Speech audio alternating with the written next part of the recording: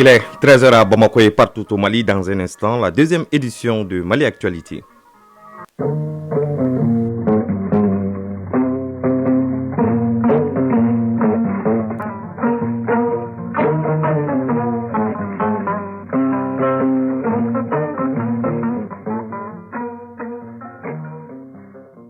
Le journal Bemba Sibi.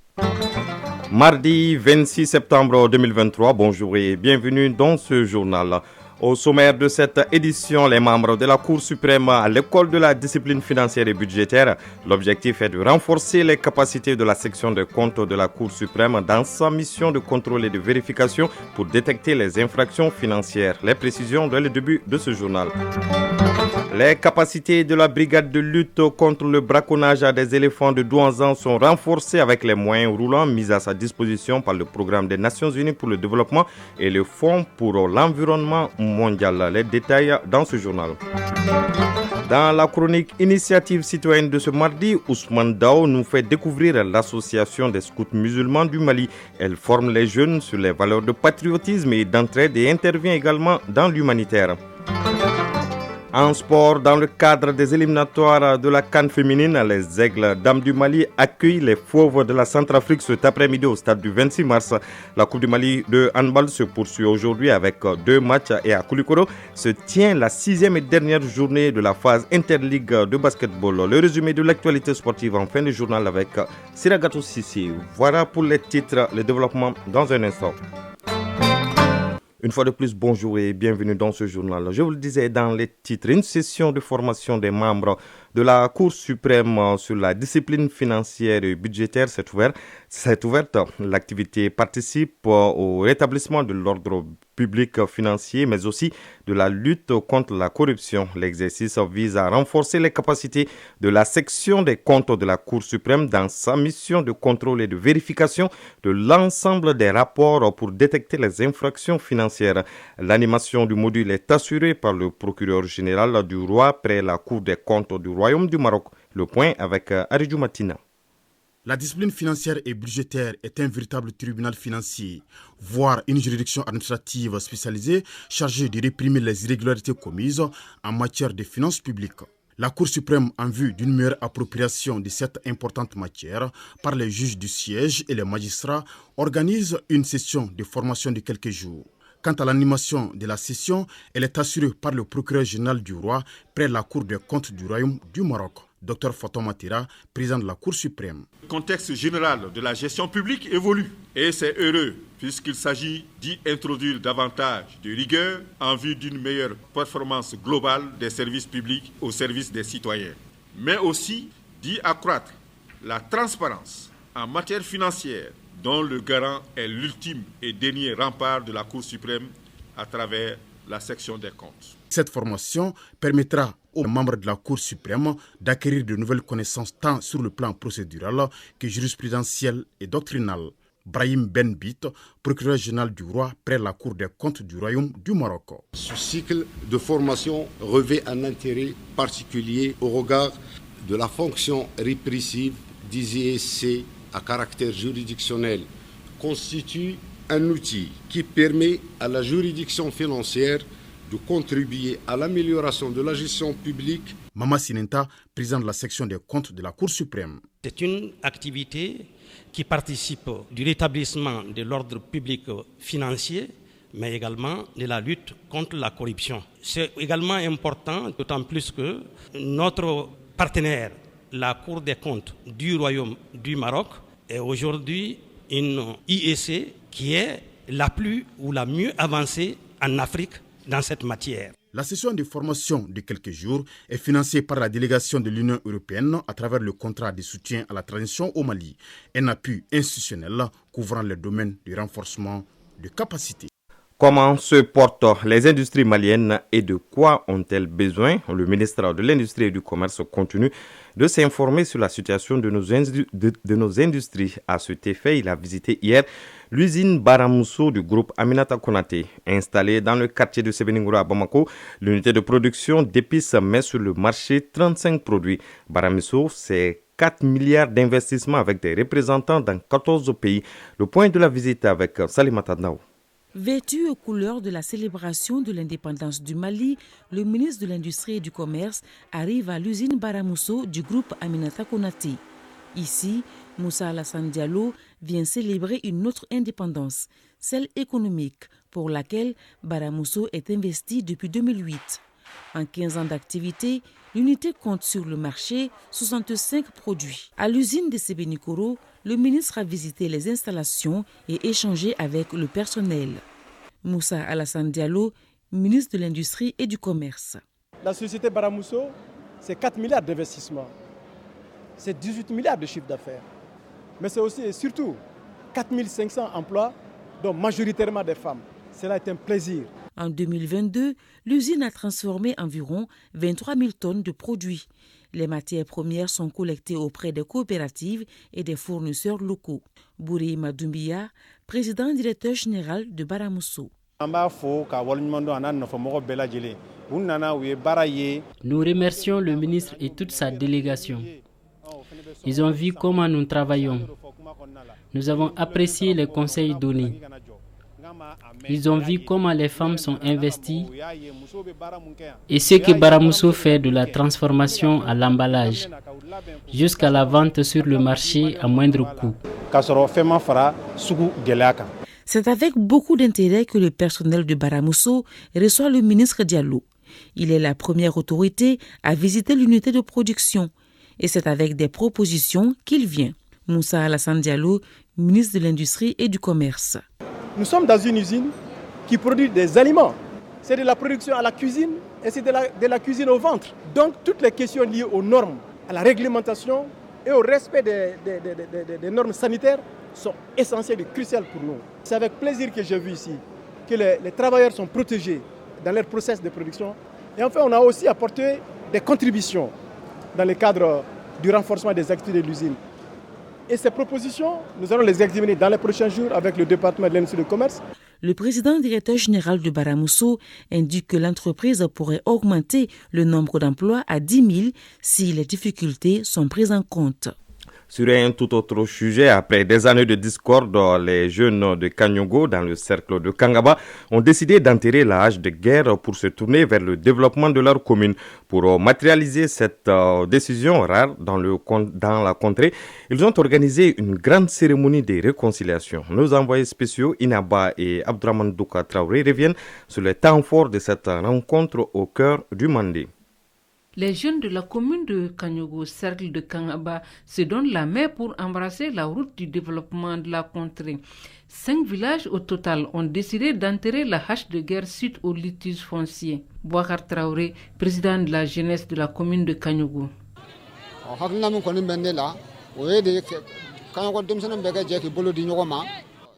Je demande aux jeunes de se donner la main. En cas de mésentente, nous allons nous asseoir pour discuter. Nous allons mettre en place une commission qui s'occupera de ces problèmes. C'est en 2017 que les différends ont débuté à cause d'un site d'orpaillage qui a endeuillé la commune de Kanyongo avec des pertes en vie humaine et matérielle. Dr Sekou Keita, président de la coordination des jeunes du Mandé. Que la jeunesse se parle, que la jeunesse accepte de travailler, que la jeunesse accepte d'écouter les personnes âgées. Cette initiative de tourner définitivement cette page sombre de leur histoire commune est rendue possible grâce à l'appui de Bagama Mining. Oumar Traoré, maire de la commune rurale de Kanyongo. Bien avant ce jour, il y avait un peu de conflit, il y avait un peu de mésentente. Mais quand les humains arrivent à vraiment décider de se parler, de s'écouter pour que le vivre ensemble puisse vraiment régner, ça c'est salutaire. Sayon Traoré, porte-parole des chefs de village de Kanyongo.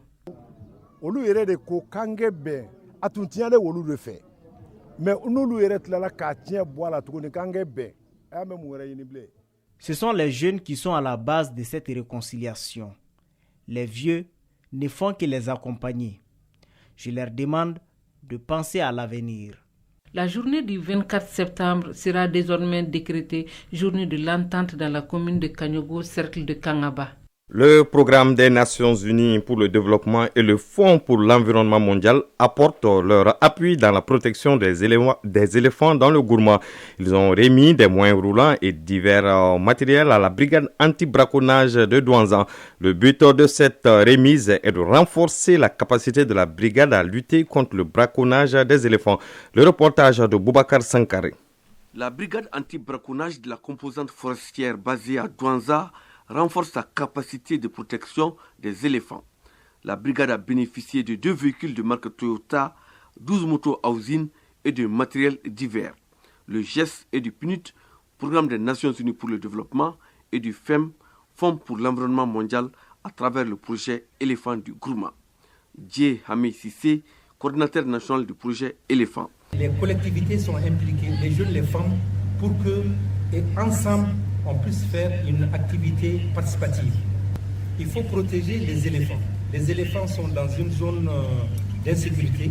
Isaka Ongoiba, maire de Kouébel. Il faut une grande sensibilisation au niveau de tous les villages, les hameaux de la zone des éléphants, pour faire comprendre à la population d'abord l'importance, les objectifs et les résultats atteints par ce projet. Les activités génétiques viennent en appui pour aussi que ces jeunes et cette population puissent accompagner l'équipe de la brigade.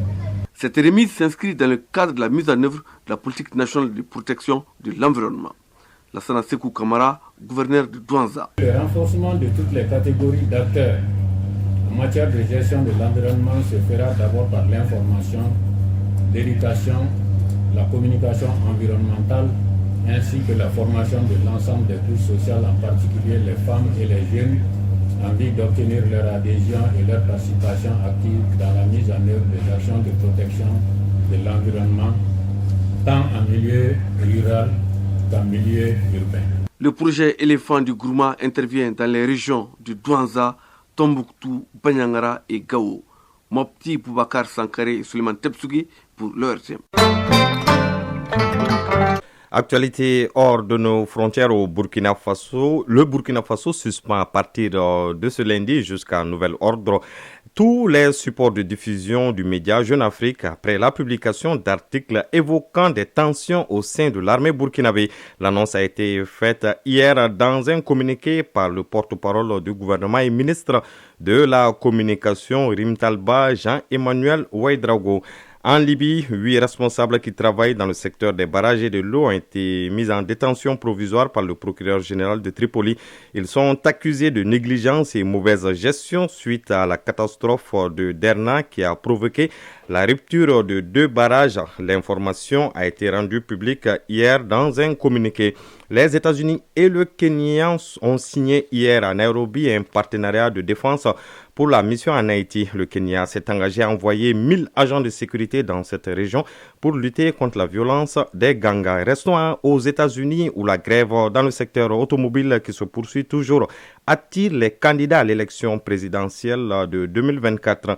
Le président Joe Biden et son prédécesseur Donald Trump, tous deux candidats visent le vote ouvrier. Le premier prévoit de rejoindre un piquet de grève aujourd'hui dans le comté de Wayne, dans le Michigan, où se trouve une gigantesque usine d'assemblage Ford actuellement à l'arrêt. L'objectif est de montrer son soutien aux travailleurs grévistes du secteur. Et le second, quant à lui, tiendra un discours ce mercredi dans une salle au nord de Détroit, la capitale américaine de l'automobile. Mais l'actualité, il est 13h passées de 13 minutes à présent. La page sport de cette édition.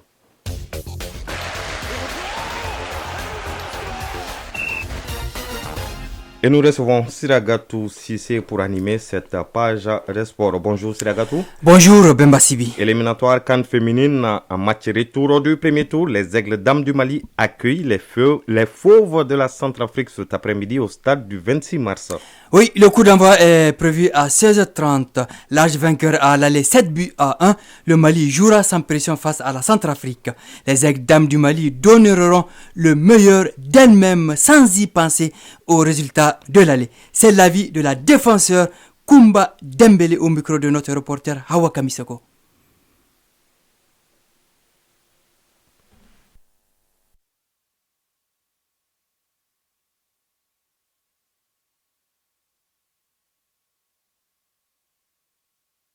C'est pas parce qu'on a gagné 7-1 qu'on doit minimiser ce match retour. On a la confiance totale et on sait qu'on va faire mieux que le match aller. Je demande à tous les peuples maliens de venir nous soutenir et qu'on a vraiment besoin de leur bénédiction pour ce match retour aussi.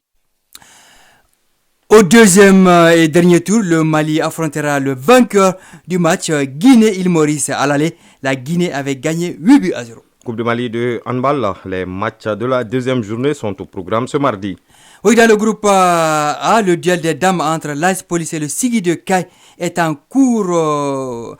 Le plancher sera ensuite cédé à 14h au match du groupe B en série messieurs opposant l'USFAS au centre omnisport de Missabougou. Et à 16h, les dames bouclent cette journée avec l'explication USFAS centre malano-belge. À Koulikoro, la 6e et dernière journée de la phase interligue de basket se dispute cet après-midi. Oui, journée de suspense du côté de Koulikoro. Les tickets de la montée en première division seront distribués en dames et messieurs au terme des affiches. ASMAN des CRBD à 16h en dames et Commune 1 CBD à 18h en messieurs. Et toute l'Afrique aura les yeux rivés demain mercredi sur le Caire en Égypte pour l'attribution des tickets des pays organisateurs des CAN 2025 et 2027.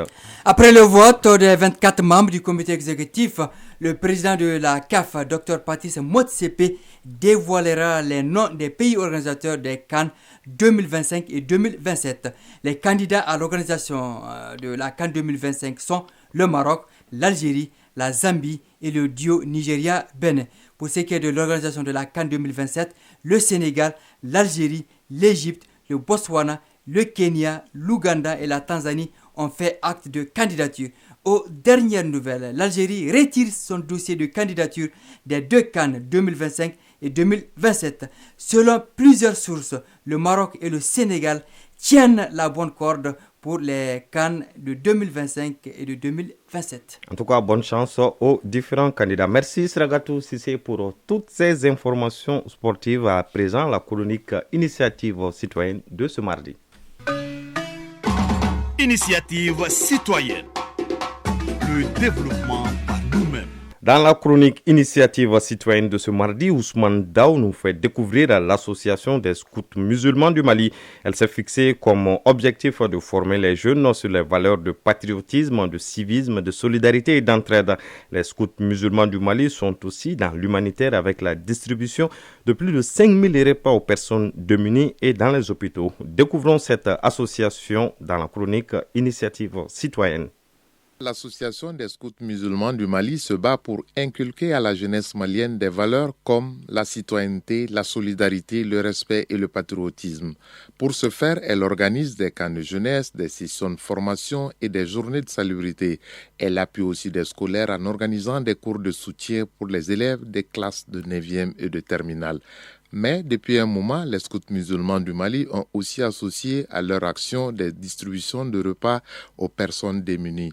Abibou Savané, commissaire général des scouts musulmans du Mali. Au niveau de l'hôpital Gabriel Touré, il y a beaucoup de carrefours. Pour mener ces activités, les scouts musulmans du Mali sont soutenus par des personnes de bonne volonté et les membres de l'association. Les fonds, d'abord, c'est les scouts. Depuis le début, ce sont les scouts qui contribuent. Juste là, la contribution des scouts n'est pas à négliger. Et notre fonds provient, après les scouts, des personnes de bonne volonté. C'est-à-dire, quand vous vous engagez à faire du bien, il y a toujours de bonnes personnes qui vous aident. L'association des scouts musulmans du Mali traverse également des difficultés et compte sur l'appui de l'État dans un futur proche pour continuer à s'implanter partout au Mali car ses moyens sont limités. Par rapport à notre mouvement, nos principales difficultés vraiment sont les moyens. Nous avons fait beaucoup de choses, mais ça c'est à l'échelle de notre moyen. Nous avons toujours besoin de l'appui de l'État, de l'appui des partenaires pour pouvoir faire grand ce que nous avons commencé petit.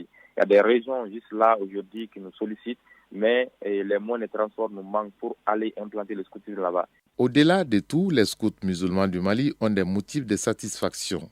Abibou Savané, commissaire général des scouts musulmans du Mali. Et notre plus grande satisfaction aujourd'hui est d'avoir apporté une contribution à la construction citoyenne et à la formation de la jeunesse. Parce que tout ce que nous faisons aujourd'hui, ça se base sur l'homme même. Quand l'homme change, l'homme peut être capable de changer la communauté. Sensibiliser encore plus les jeunes, tel est le credo de l'association pour un changement de comportement. Et pour atteindre ces objectifs, les scouts du Mali ont un slogan « Former de bons citoyens pour avoir une nation forte ». C'est sur cette bonne initiative des scouts musulmans que prend fin ce journal qui vous a été présenté par Bemba Sibi. La mise en onde a été assurée par Alima Ouattara. La mise en ligne a été assurée par Aziz Koulibaly. Une réalisation de Soumao Aïdara. Coordination Ousmane Dao. Merci de l'avoir suivi et bonne écoute radiophonique sur les ondes de la Radio nationale du Mali.